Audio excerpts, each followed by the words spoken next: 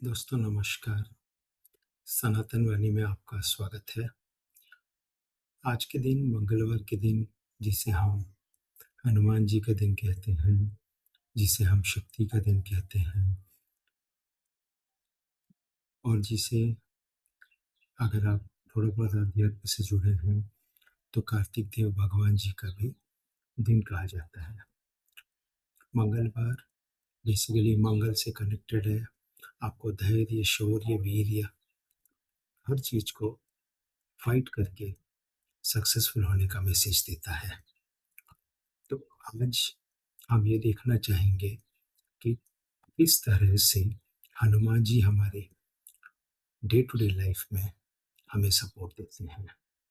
आजकल जो कलयुग का मानव है वो इतना व्यस्त हो गया है कि वो कहता है कि मेरे पास टाइम नहीं है, मैं भगवान को याद नहीं कर सकता।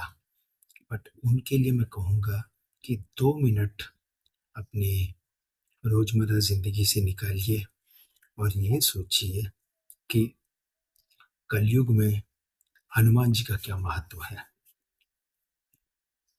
जैसा कि आप देखते हैं, सतयुग में हमारे साथ, मानव के साथ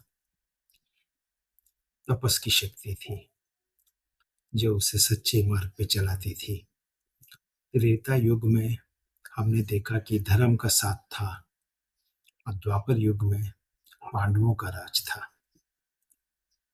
अब कलयुग में, जो कि माया का प्रतीक है, इसमें डिस्ट्रैक्शन, फॉरगेटफुल, भूल जाना, भगवान को याद ना करना, भगवान को निराकार करना, भगवान के प्रति कोई श्रद्धा भक्ति की कमी महसूस करना, इसकी वजह से जो बॉडी में कंफर्ट है वो चला जाएगा। जो ईज है बॉडी की वो डिस ईज में कन्वर्ट हो जाती है, और हम उसको कई सारे रोगों के रूप में जानते हैं। इसका मूल यही है कि मानव जो है उसने भगवान में अपनी आस्था कम कर दी है। तो इस टाइम पे कलयुग में सारे देवताओं ने मिलके हनुमान जी को भेजा है, जो एक इटर्नल फिजिशियन, मैं ये कहूंगा कि he is a humble servant as the eternal physician, जो हर एक के लिए उपलब्ध है। बस उन्हें मन से पुकारने की जरूरत है और उनको अपने ध्यान में लाने की जरूरत है। परम भक्ति, निष्काम सेवा, अपनी आत्मा शक्ति, ये जो क्वालिटीज है, परम भक्ति, जो भी काम करो तन्मय के साथ लीन होके काम करो। जैसे कोई भी सर्जन जब कोई ऑपरेशन कर रहा होता है तो अपने सभी दुख, अपने कष्ट, अपने मन की भावनाओं को साइड में रखते हुए वो उस मोमेंट को जीता है और ये प्रे करता है कि वो जो ऑपरेशन कर रहा है वो सक्सेसफुल हो। तो उस टाइम पे उसकी सारी भक्ति उस व्यक्ति को, उसको, उसके रोग को ठीक करने पे रहती है। उसी तरह हमें भी अपना अनसरेंडर्ड भक्ति जिस काम में लगे हैं उस पे दिखाना चाहिए, जैसे हनुमान जी श्री राम की भक्ति करते थे। निष्काम सेवा करनी चाहिए, जैसे कि किसी की सहायता करो, किसी की मदद करो, कुछ अपेक्षा मत करो और कहीं भी ढिंडोरा मत पीटो। आजकल हम देखते हैं कि 8 आने का दान और 500 की पब्लिसिटी। नहीं, दान करो लेकिन दान को गुप्त रहने दो। अपने बाएं हाथ को नहीं पता चलनी चाहिए कि दाहिना हाथ किसको दान दे रहा है। ये कर्मयोगी का लक्षण है। जीवन में इसका अनुसरण करो और सुखी रहो। हनुमान जी निष्कर्म सेवा करते थे श्री राम की, और आज करते हैं श्री राम प्रभु राम जी के भक्तों की। आत्मशक्ति, जैसा कि हनुमान जी ने लंका में जाके अपने आप को अकेला नहीं पाया, बट उन्होंने सारी लंका का दहन कर दिया। उनमें आत्मविश्वास था, आत्मबल था।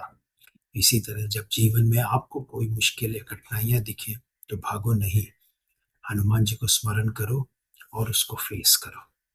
यही आपके लिए सच्चा धर्म है। ब्रह्मचर्य का पालन करते थे। हनुमान जी अपनी शक्ति को कहीं भी भटकने नहीं देते थे। मानव जीवन में भी हमें बहुत सारे डिस्ट्रैक्शन दिखेंगे। किसी को खाने की लालसा रहेगी, किसी को पैसे की लालसा रहेगी। आजकल तो सोशल मीडिया में रिकॉग्निशन की लालसा है, कहीं कुछ को लालसा रहती है कि बस जवाब देना है, भले कुछ भी हो, ऊट पटांग जवाब देना है, किसी की सुननी नहीं है। यही सब चीजें हैं जो आपका इंटरनल शक्ति को नाश करती हैं।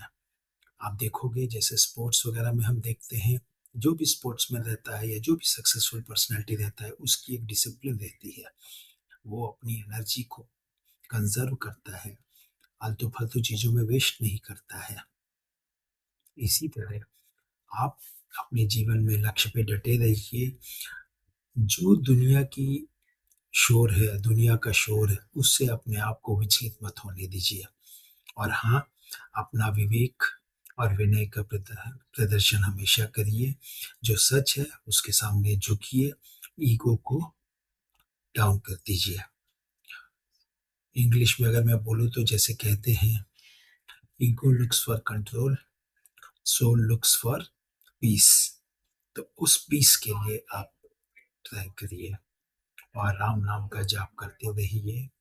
जैसे जय श्री राम, ओम हनुमते नमः, इस तरह के अंतर ध्यान में ही आप अगर जाप करते रहेंगे, आपको बहुत बहुत बहुत सुख मिलेगा। अब आइए ये समझ लेते हैं छोटे से वार्तालाप में कि हनुमान जी का इम्पोर्टेंस क्या है।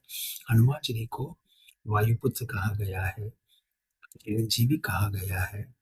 और हनुमान जी का ये है रूप कि उन्होंने विश्वरूप भी लिया और अनुरूप भी लिया। विश्वरूप जब उनको लंका क्रॉस करना पड़ा और लंका में अपना श्री राम की भक्ति का प्रदर्शन देना पड़ा।